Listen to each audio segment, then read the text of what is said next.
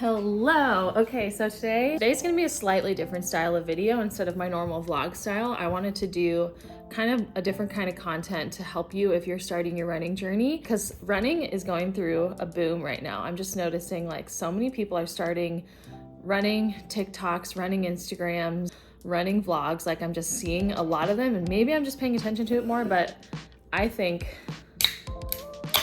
that it's really cool. As somebody who's a big fan of the sport, I'm excited to welcome a bunch of new people to it. But I think it can be really intimidating when you're first getting started with the amount of gear that is marketed to runners. So I wanted to do a video de-influencing you from running gear. I have bought all of these items, just to be like really clear. I am a consumer of the sport, so I have purchased all of these at certain points in my running journey.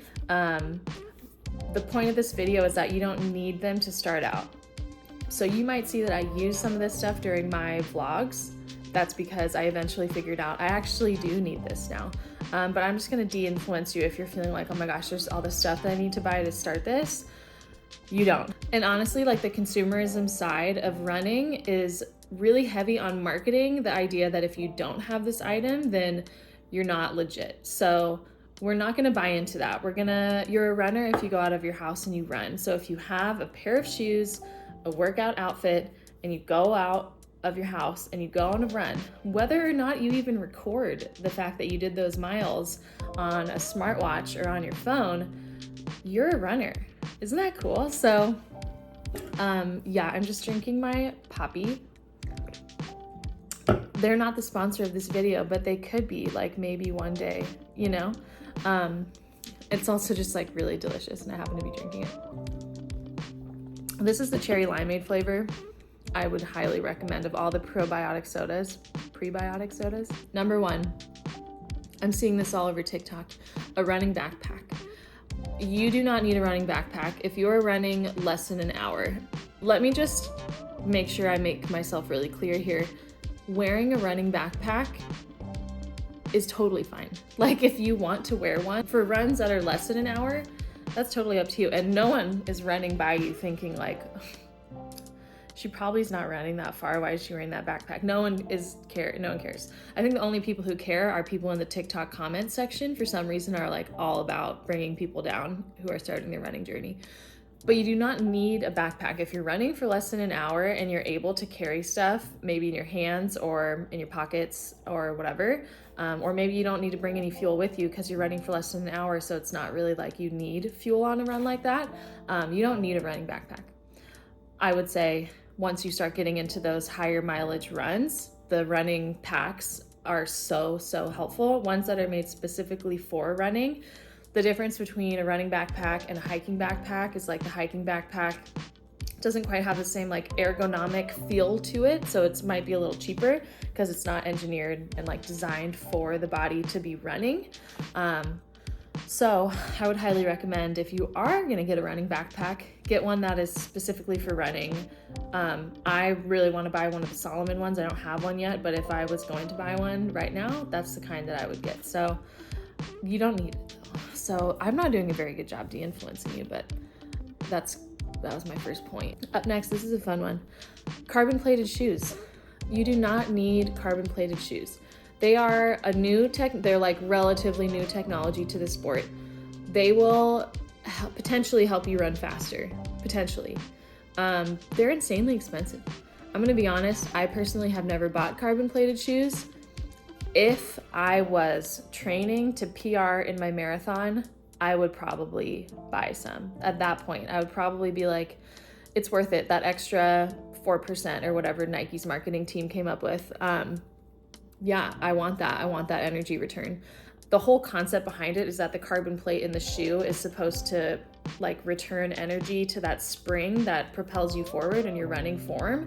So you get less tired less quickly, so you're able to run harder faster. So like if you're trying to PR in your 5K, 10K, if you're trying to PR at all or run really fast, carbon plated shoes could help you do that. However, they're very expensive. It's a hobby. At the end of the day, like running is a hobby for a lot of us. I'm not going to the Olympics, are you? I mean, you might be. I don't know who's watching this, but probably not.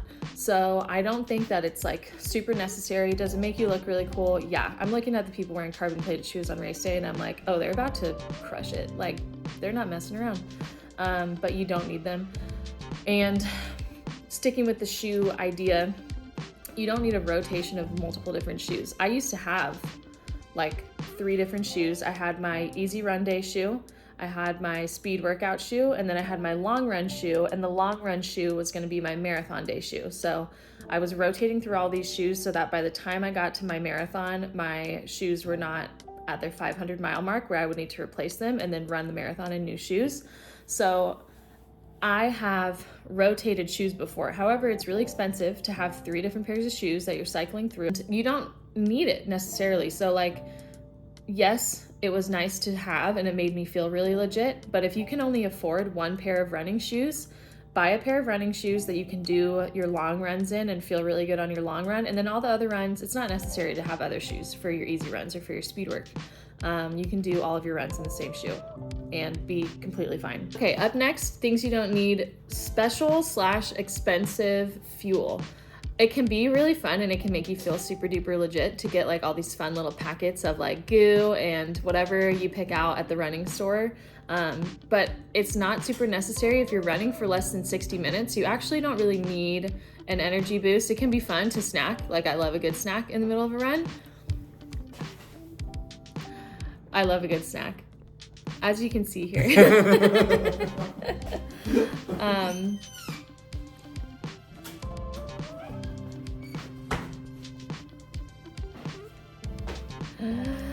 Get out of my room! Yeah, listen, you don't need it if you're running for less than 60 minutes. Like, you really don't need it. And you can also make them at home. Like, there's things that you can bring. You can do candy is a great carb fuel source.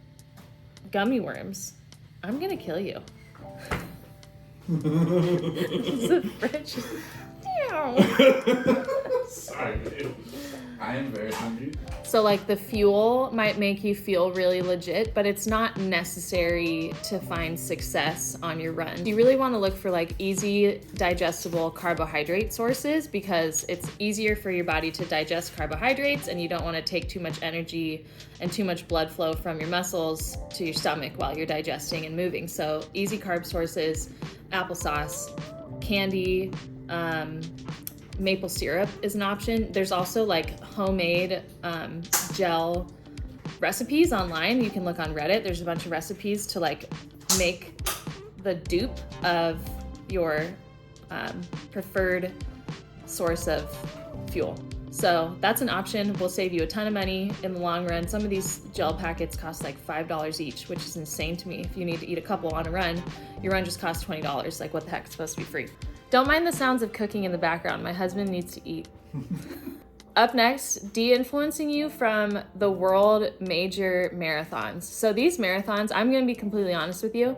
If I had all the money in the world, I'd be doing these every year. Like, they look so cool. They look so fun on social media. Here's the thing. They're super expensive. If you don't live where these marathons are happening, it's expensive to travel. It's expensive to stay in that city. The weekend of that major marathon, everything is just way more expensive because they know that this brings a lot of tourism to the city. And the actual like fee for the marathon itself is usually more expensive than your hometown marathon. So I would, if you're thinking about running a marathon, I would look into what your local race is, because there's a couple benefits to running your local marathon. You will be able to run on the actual course, potentially, if it's on roads that are accessible to running. You don't have to travel, so that stress from travel, you don't have to worry about that. You could potentially wake up on race morning and get dropped off at the start line, so you don't have to worry about transportation to and from the start line. And a lot of your family members and close friends could come and cheer you on, which is really helpful, especially towards the end of a marathon. So I'd highly recommend look into your hometown marathon and like go all in on that. The world majors are super cool and I would do them all if I could, but they're really expensive and I think they're a little bit overhyped at this point. Like, your hometown marathon is equally as awesome that you're able to complete 26.2 miles. It doesn't matter what the race is. And you get a medal either way. So like, great. And then speaking of marathons, de-influencing you from marathons in general. Honestly, the marathon is really, really taxing on your body. The training is a lot of time, it's a lot of energy. After those like 18, 20-mile long runs, you're gonna feel exhausted for the rest of the day. It takes away your energy for anything else in life. And it's just a lot of time. So like, you don't have to run a marathon or be training for a marathon to be a runner. Half marathons are awesome. 5Ks, 10Ks are awesome. You can train for those lower mileage races and really work on your PR for that race.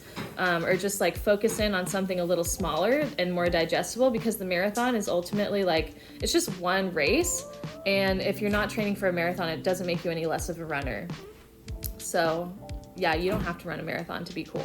The next thing that I want to de-influence you from feeling like you need, and I say this with one sitting on my wrist, a expensive running watch.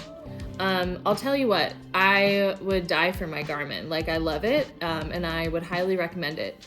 However, you do not need a running watch to record your runs. You can do it on your phone. I think the Nike Run Club app works.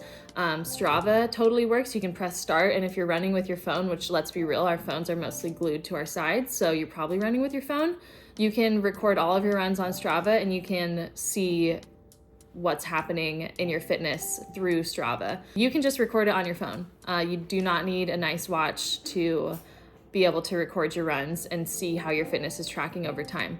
Although once you do buy a Garmin, it's very hard to go backwards because it's just the best. Last but definitely not least, de-influencing you from these like really expensive recovery items that are marketed to athletes to make them feel like they might recover faster if they're using these products. Things like massage guns, cold plunges, infrared sauna, like all of these things potentially can be helpful, and there's studies that maybe prove for or against it. At the end of the day, if it does have a placebo effect on you, that's great, that's helpful. If it's making you feel like you're recovering faster, sure, continue using it, but don't feel like you have to buy a cold plunge to be able to recover faster from your long run. At the end of the day, sleep is your best recovery tool. It is free. And that's the thing that's gonna either help you recover faster or slower, is if you're sleeping or not. If you pay attention to any like elite marathoners, elite runners, Olympic athletes, they are taking naps throughout the day. They're like doing hard sessions in the morning. They're getting tons of sleep, taking a nap during the day. They're watching TV all day. They're sitting on their butt while they're in between sessions, and they're doing hard sessions at night. The only reason they're able to do this is because they're professionals that are paid to compete in their sport. So they have the opportunity to sleep throughout the day and get really good quality sleep at night. And that is how they're recovering so fast. There's not some secret tool that they have access to that you don't. They don't have to work because their job is the sport. So those expensive recovery tools that seem really flashy and like they're gonna be a band-aid on your lack of sleep, it's not gonna work. You just need to sleep. You just need to go to bed earlier. You need to put your phone down. Maybe you need to turn off this video right now and you need to go to sleep. Maybe that's what needs to happen. And that's it. That's de-influencing you from running items. I hope this video helped. And if you are interested in buying any of the things that I told you you don't need, do it through my Amazon link, because that helps my channel. And I might eventually get paid from that, although the amount of commission that I have right now is so small that Amazon tells me they're never gonna pay me out for it until it gets to a certain threshold. So, you know, a girl can dream. So yeah, that's it. Thanks for watching. Don't forget to like and subscribe.